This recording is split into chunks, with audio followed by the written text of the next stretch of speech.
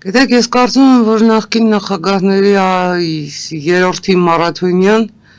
հարցազրույց այսպես ասած, իսկ երկրորդի դրա համառատագրված տարբերակը պատմություններ ոչինչի մասին։ Մարդիկ ընդամենը փորձում են ինքնամաքրվել, արդարանալ, բայց չընդունել իրենց մեղքը։ Ու խոշոր հաշվով երկուսի պարագայում էլ դա քաղաքական աուտոդաֆ էր, ինքնահրկիզում։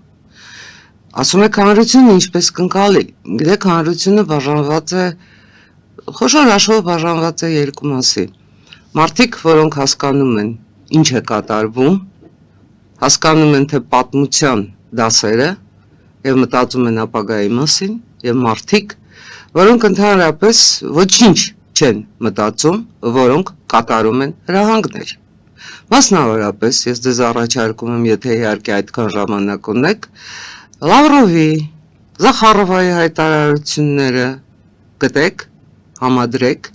Ռոբերտ Քոչարյանի ու Սերժ Սարգսյանի հայտարարությունների հետ։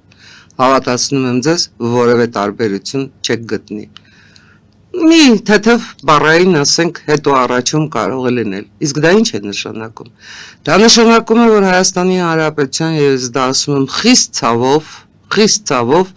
որովհետև նրանցից յուրաքանչյուրը մեզնից յուրաքանչյուրից խլել է մեր կյանքի 20 տարին։ Նրանք խլել են Հայաստանի Հանրապետության 20 տարին։ Նրանց պաշտոնավարման տարիներին Հայաստանի Հանրապետությունը բարեհաջող հանձնվել է այլ պետության, որը մեզ բարեկամ երկիր չէր ու չէ առ այսօր։ Պետության, որը Հայաստանի Հանրապետության դեմ վարում է բացահայտ հիբրիդային պատերազմ, բացահայտ։ Համադրեք Զախարովայի վերջին հայտարարությունները, վստահաբար տեղյակ եք ինչ է դա նշանակում։ Դարապես ինչ է դա նշանակում։ Ես վստահաբար ասում եմ, թե Ռոբերտ Քոչարյանի, թե Սերժ Սարգսյանի քաղաքական ժամանակը ավարտվել է, և հանրության որքան մեծ հատված դա ընկալի, հանրության որքան մեծ հատված հասկանա, որ այս մարդիկ խոշոր հաշվով պաշտպանում են իրենց ու իրենց ունեցվածքը, և դա համադրվում է Ռուսաստանի Դաշնության շահերի հետ, մի Ռուսաստանի Դաշնություն, որը 2026-ին Հայաստանի Հանրապետությունում փորձելու է ժողովրդավարական ընտրություններով պետական հեղաշրջում կազմակերպել, այնքան լավ։ Իսկ խոշոր հաշվով ստացվում է, որ թե Ռոբերտ Քոչարյանը, թե Սերժ Սարգսյանը ընդամենը բարձրացնում են Նիկոլ Փաշինյանի վարկանիշը, որովհետև դարձյալ բերում են այն, արդեն պատմական դարձած 2021-ի արտահերթը հաշվի առնելով, 2026-ի իրավիճակը հաշվի առնելով, հանգեցնում են այն պատմական ճշմարտության, որ իրենց չվերադարձի դեպքում մնում է Նիկոլ Փաշինյանի վերադարձը, երրորդ անգամ վերադարձը իշխանություն։ Դա Հայաստանի Հանրապետությանը պետք է, թե ոչ։ Ես էլ սա առաջադրում եմ խնդիր հանրությանը մտածելու համար, որովհետև ակնհայտ է, որ Նիկոլ Փաշինյանը այս պարագայում պաշտպանում է պետականությունը, պաշտպանում է Հայաստանի Հանրապետության ապագա ունենալու հնարավորությունը։ Սա որևէ մեկը չի կարող կասկածի տակ դնել։ Իր սխալներով, բացթողումներով հանդերձ, բայց արդյոք Նիկոլ Փաշինյանը դա անում է բավարար արագությամբ, բավարար արդյունավետությամբ։ Ես կարծում եմ, որ ոչ, որովհետև ոնց ուզում եք վերցրեք մինչև 2023 թվականը, անգամ 2020-ից հետո, Հայաստանի Հանրապետությունը շարունակում էր մնալ Ռուսաստանի ուղեծրում, և դա գերագույն սխալ էր, Պատերազմ Նիկոլ Փաշինյանը չի հրահրել, պատերազմ հրահրել է Ռոբերտ Քոչարյանը, որ հիմա հայտարարում է իր պաշտոնավարման տարիները եղել են ամենախաղաղը չգիտեմ ինչը, պատերազմ հրահրել է Սերժ Սարգսյանը, երբ 2013-ին մի գիշերում մենք գնացինք ու հայտնվեցինք ԵԱՏՄ-ում։ Նրանք են պատերազմի հրձիգները, և գիտեք ինչու են նրանք պատերազմի հրձիգները, որովհետև նրանց պաշտոնավարման տարիներին Հայաստանի Հանրապետության 99 թվականի հոկտեմբերի 27-ի տվյալներով ամենամարտունակ բանակը չզարգացավ, չզինվեց։ Համապատասխան կերպով այո։ Որը մեկ իրեն հարցրել է ինչու քաղաքականություն մտավ հաղթանակած բանակի հրամանատար Վազգեն Սարգսյանը։ Ինչու մտավ քաղաքականություն։ Որովհետև կար տնտեսություն զարգացնելու խնդիր, որովհետև Հայաստանի Հանրապետության տնտեսությունը այդ պահին չէր բավարարում տարածաշրջանի ամենամարտունակ բանակ պահելու պահանջներին, որովհետև ժողովրդավարությունը այդ պահին Հայաստանը մնում էր ժողովրդավարության կղզյակ, բայց ժողովրդավարությունը պետք է զարգացնել։ Այդ դա չներվեց Վազգեն Սարգսյանին։ Վազգեն Սարգսյանին չներվեց կառուցելու եւ պաշտպանելու միասնության կարգախոսը։ Վազգեն Սարգսյանին չներվեց մեղրին պահելու, իր կյանքի գնով մեղրին պահելը։ Սարգսյանը 7 ժամանոց հարցազրույց է տալիս ու այնպես է ներկայացնում, ընդհանրապես ինքը կապ չի ունեցել այդ ամեն ինչի հետ։ Ինքը թե էր խմում Վազգենի հետ, իսկ Վազգենը ամենայն դեպս հրապարակային ելույթներում ցանկացած հրապարակային ելույթ վերցրեք, հայտարարում է ժողովուրդ, պատերազմը չի ավարտվել։ Պետք էր մտածել այդ ամեն ինչի մասին։ Պետք էր դա շարունակել, պետք էր Հայաստանը զարգացնել ու պաշտպանել։ Ու ինչ արեց Ռոբերտ Քոչարյանը Հայաստան զարգացնելու ու պաշտպանելու մասին։ Դատարկեց Արցախը, դատարկեց Հայաստանը։ Հա, դա է Ռոբերտ Քոչարյանի նվերը Արցախին ու Հայաստանին։ Գույք պարտքի դիմաց պաշտպանական ամբողջ հզորությունները հանձնեց Ռուսաստանին։ Ռուսական մոնոպոլիաներին այստեղ այնպեսի կարգավիճակ տվեց, մինչև հիմա չենք ազատվել։ Դա է Ռոբերտ Քոչարյանը։ Եթե դա էր, ուրեմն Ռոբերտ Քոչարյան դավաճան է։ Եթե նույնը շարունակեց Սերժ Սարգսյանը, ուրեմն Սերժ Սարգսյանը, ոնց ուզում եք վերցրեք, իր տասնամյա նախագահության ընթացքում պետության դեմ է գործել, ոչ թե հանուն պետության է գործել։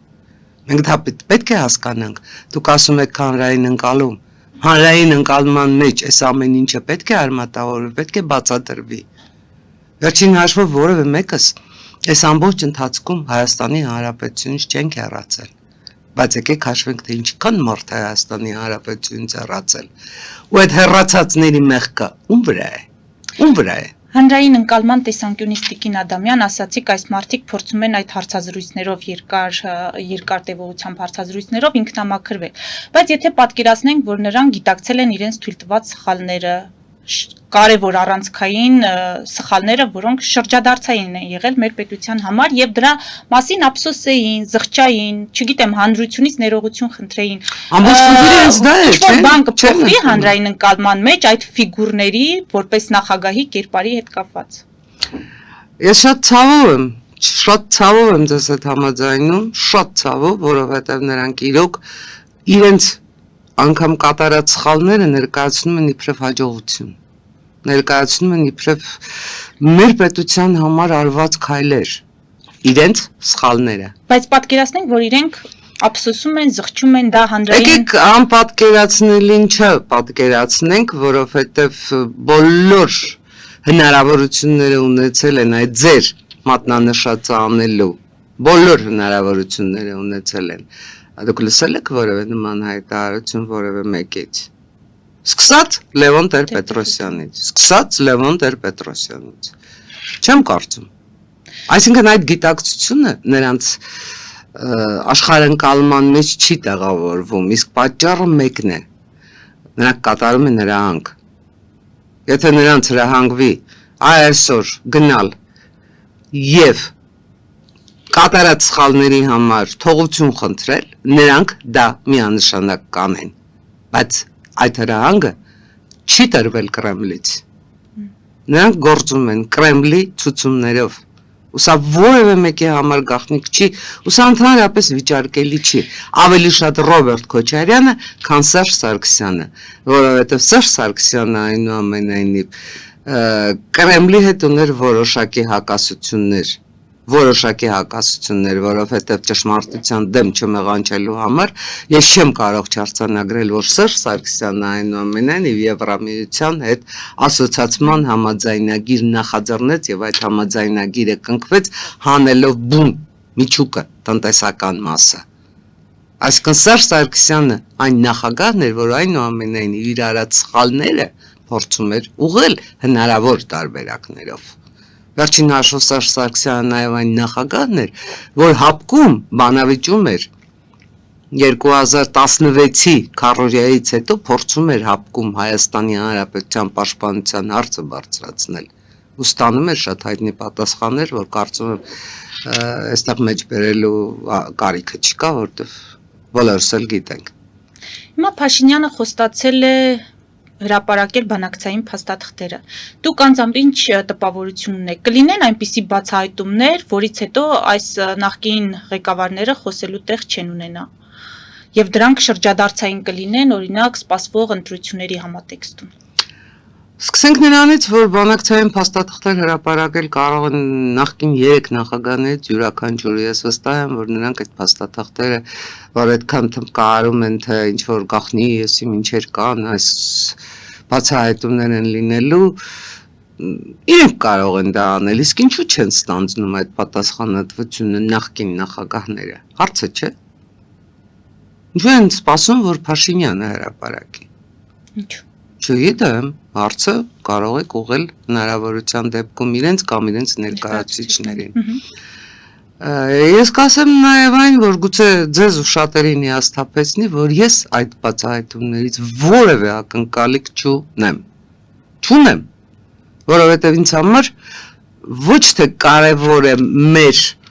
անցած ճանապարհի սխալը, ճիշտը, բացթողումները,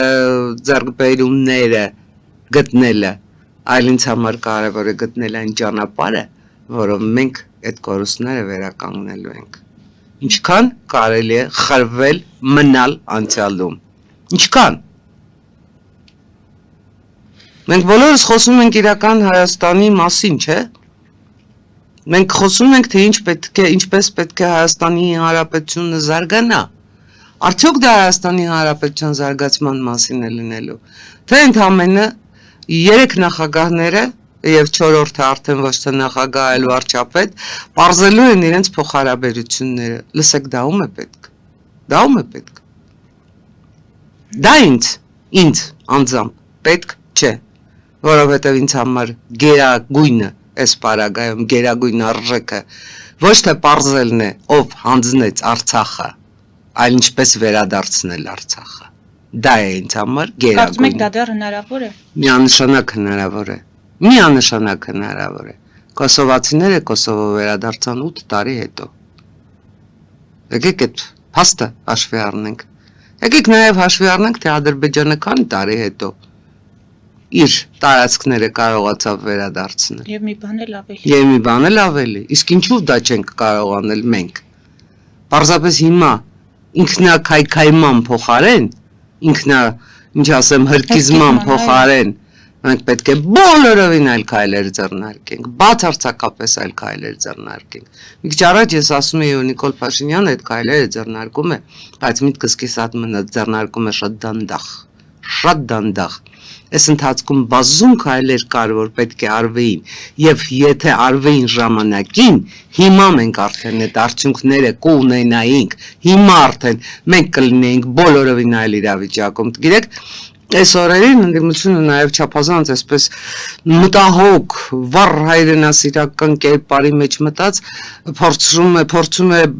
տիրաժավորել այն գաղափարը, որ խաղաղության համաձայնագիրը ընդհանրապես խաղաղության երաշխիք չէ, որ Ալիևը պայմանագրունակ չէ, որ Ալիևը խաղաղության համաձայնագիր նախաստորագրելուց հետո անգամ շարունակում է իր ագրեսիվ բառապաշարը եւ ագրեսիվ դրսևորումների միտումներ է բացահայտում։